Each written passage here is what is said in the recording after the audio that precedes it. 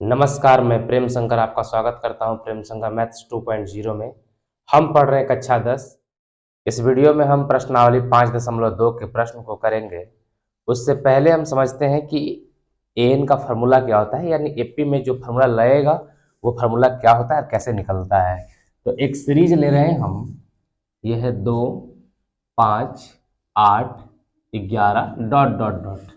मान लीजिए इस तरह से सीरीज जा रहा है, ये एपी में है 2 3 5 5 3 8 8 3 11। एपी का ये पहचान है कि इनके बीच का अंतर जो है समान होना चाहिए। तो अब यहां से अगर हम कहें कि पहला पद जो है हमारा वो है 2, और पहला पद को ए से सूचित करते हैं। दूसरा पद जो 5 है, इसको हम कह सकते हैं कि 2 और 2 में जो है 3 जोड़ने पर आया होगा।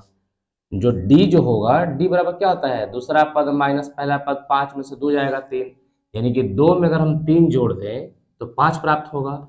यानी कि जो हमारा 2 है वो है पहला पद, ए हो जाएगा, और जो यह 3 है उसे हम डी का नाम देंगे। तीसरा पद की अगर हम बात कर लें तो तीसरा पद है हमारा 8। इसको हम कह सकते हैं कि 2 + 6।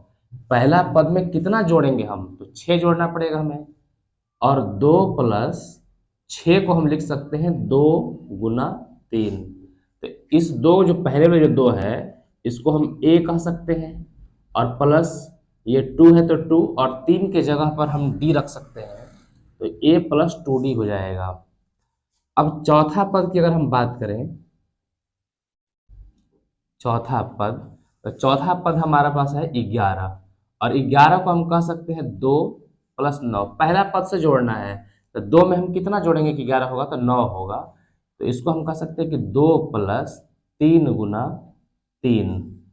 तो ये हो जाएगा हमारा, 2 को हम ए का नाम देंगे, प्लस ये जो 3 है इसको हम 3 रहने देंगे, और जो लास्ट का जो 3 है उसको हम डी रखेंगे।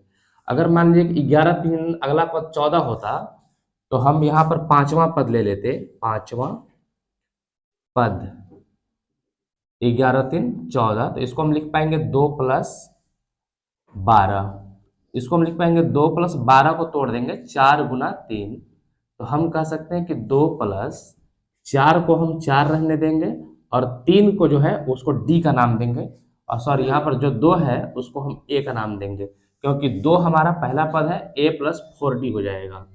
तो आप यहां से देख रहे हैं कि एक सीरीज चल रहा है, a + d, a + 2d, a + 3d, a + 4d, यही एपी होता है। तो अब यहां से आप ध्यान दीजिएगा कि जो पांचवा पद है तो a + 4d है, तो इसको हम ऐसे भी लिख सकते हैं कि a + 4 है और यहाँ पर है पांचवा है, तो अगर इसको हम 5 - 1 करके d लगा दें तो भी तो सही है, a हमारा तो है तो a होगा ही होगा, और 4 को हम लिख सकते हैं 5 - 1d। उसी प्रकार से हम इस 3 को, जो कि ये चौथा पद है और यहाँ 3d है, इसको हम लिख सकते हैं a + 4 - 1 × d। a है तो हमारा a है, और 3 का जब आप 4 - 1 कर देंगे, 4 में से 1 घटेगा तब भी 3 बचेगा। उसी प्रकार से जो दूसरा है, यहाँ पर तीसरा पद जो था 2d है, तो a प्लस इसको हम लिख पाएंगे 3 - 1 × d। इसको हम लिख पाएंगे a + 2 - 1 × d, और इसको हम लिख पाएंगे a + 1 - 1 × d।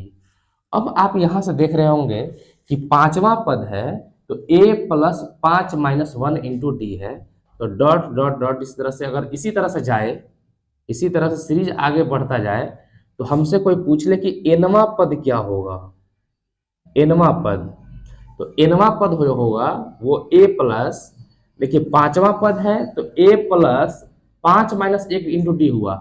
एनवा पद जो होगा वो a प्लस, जहां से पांचवा है तो 5 - 1 हुआ, एनवा है तो n - 1 हो जाएगा और इंटू डी हो जाएगा। एनवा पद को हम an के रूप से सूचित करते हैं, या tn के रूप से इसको सूचित करते हैं, या l के रूप से सूचित करते हैं, और यह फॉर्मूला हो जाता है a + n - 1 × d। पूरी एपी में एक फॉर्मूला ये लगेगा और एक फॉर्मूला एसएन का लगता है। तो अभी आपकी जो किताब है उस किताब में ये लगेगा कि an बराबर a + n - 1 × डी। पूरी किताब में आपको जो है यही फॉर्मूला दिखाई देगा और यही फॉर्मूला अब लगने वाला है। तो आप इसको अच्छे से याद कर लीजिए कि ए एन बराबर होता है A plus N minus one into D, जहां ए एन जो है वो है अंतिम पद, एन है अंतिम पद, ए जो है वो है पहला पद, एन जो है वो है पदों की संख्या, और जो डी है वो है सार्व अंतर। इस फॉर्मूले में चार चीजें, एक दो तीन चार, इन चारों में अगर तीन चीज हमें ज्ञात रहे तो हम चौथा चीज निकाल सकते हैं। तो आप इस फॉर्मूले को हमेशा के लिए याद कर लीजिए, ए एन बराबर A plus N minus one into D. कल को आपसे कोई पूछ ले कि संज्ञा पद क्या होगा, तो आपको सीधा कहना है ए संज्ञा जो होगा ए प्लस 99 डी।